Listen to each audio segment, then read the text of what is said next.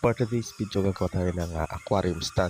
Ito na nga yung aking mga pinutol na bakal. At ito yung tiles na gagamitin ko rito is ceramic na 40 by 40 yung sukat na to.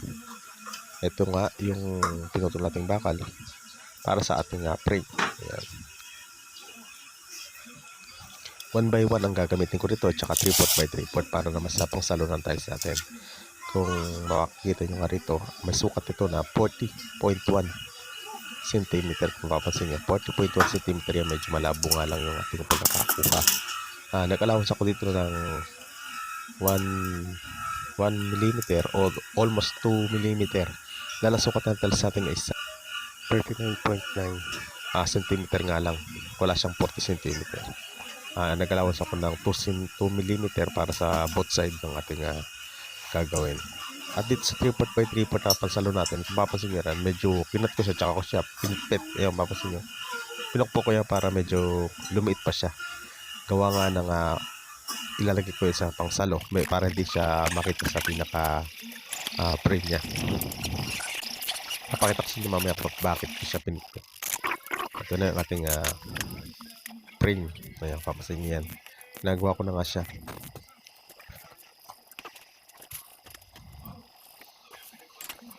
Kailangan same lang din yung sukat na to para iwas problema syempre.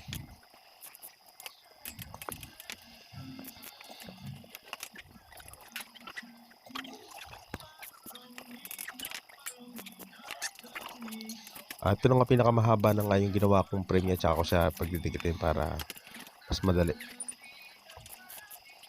Gumamit din ako dito ng barklam para ipit na ipit pa rin yung ating trabaho rito. Ito na nga yung mga stand niya or connector niya para magdikit yung dalawa na yan. Tapos binato ko na nga siya. Tapos bark lang para clip na clip o pikit na pikit yung ating gagawin dito.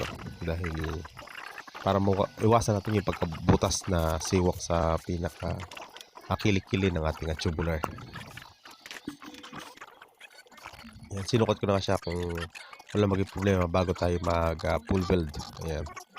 Nung okay naman na siya, wala na tayong naging problema rito, yun, nag-proceed na ako sa mga susunod pang step. Ito na nga yung ginamit ko nga rito, steel brush na to, is kasing kapal kasi ito ng tiles. Ayan. Kaya yan ang ginawa kong aking pinaka-actual niyan, tsaka sinulatan, tsaka ko silalagay yung ating patungan. Ayan, yung ating patungan ng tiles na 3/4 by 3/4. Ayan, yung pinitpit ko kanina. Ayan, nakabend siya para hindi siya makita dun sa pinaka loob. Ayan.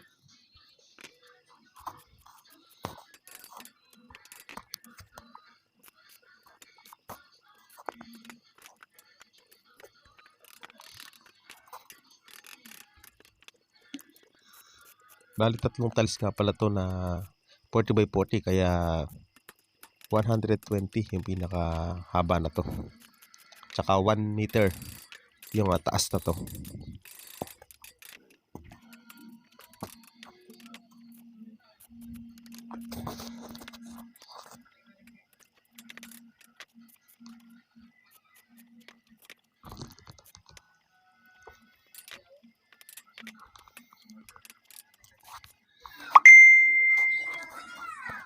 Ito na nga yung ating nangyari. May pintura na rin ito, na pintura ko na. Hindi ko lang napakita. Yun na pinturahan natin. Ayan. Gumamit din ako dito ng sealant para sa ating paglalagay ng tiles natin para hindi malaglag o hindi umuga-uga yung ating tiles. Ayan. Acetic sealant yung ginamit ko nga pala rito para mas mabilis siya matuyo. At the same time, mas matibay siya sa pagdikit ng ating tiles. Ayan.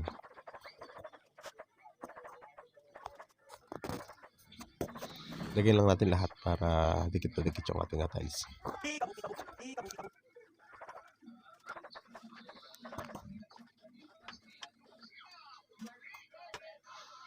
Na pagitan para sa mga gaps na yan mula sa dulo-dulo, kaya maluwag lang natin may ilagay yung mga tiles na yan.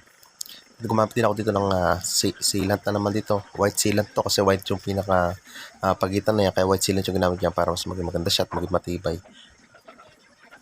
Yan. Water-based sealant nga lang yung ginamit niya para madali siyang linisin.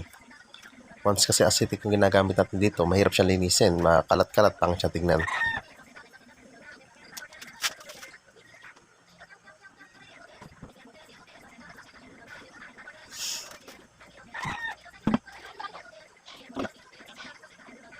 Lagyan na natin lahat ng pinakasulok niya, lahat ng may gaps.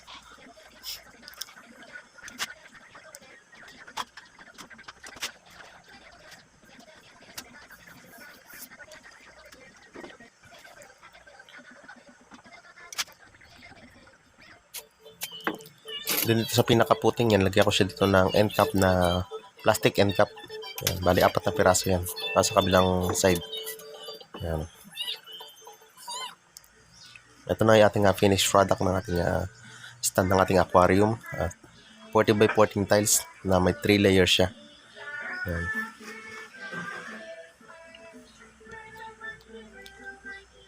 Yan ang finish nating tiles na tatlong tiles na 40 by 40 by 1 meter yung taas niya. Yan. Yan lang guys, and thanks for watching.